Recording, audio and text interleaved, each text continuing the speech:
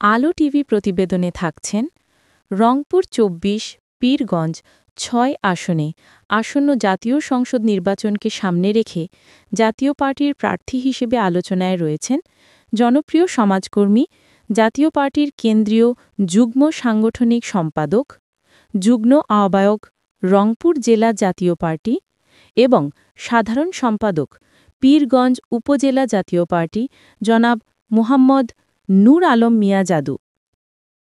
দীর্ঘদিন ধরে তিনি পীরগঞ্জের সাধারণ মানুষের পাশে থেকে সামাজিক উন্নয়ন, মসজিদ মাদ্রাসায় সহযোগিতা, মানবিক সহায়তা এবং ধর্মীয় সম্প্রীতি রক্ষায় গুরুত্বপূর্ণ ভূমিকা রেখে আসছেন। ৬ নং টুকুরিয়া ইউনিয়নের গোপীনাথপুর গ্রামের সন্তান মুহাম্মদ নূর আলম মিয়া জাদু মরহুম মিয়ারেদ্দিনের পুত্র। পীরগঞ্জের উন্নয়ন, জনগণের সেবা নিশ্চিত করা, কর্মসংস্থান এবং শিক্ষার প্রসারই তার রাজনীতির মূল লক্ষ্য। নিজের অঙ্গীকারের কথা জানিয়ে তিনি বলেন, পীরগঞ্জের মানুষের পাশে থাকা আমার দায়িত্ব ও ভালোবাসা। রাজনীতি হোক জনগণের সেবা ও উন্নয়নের হাতিয়ার।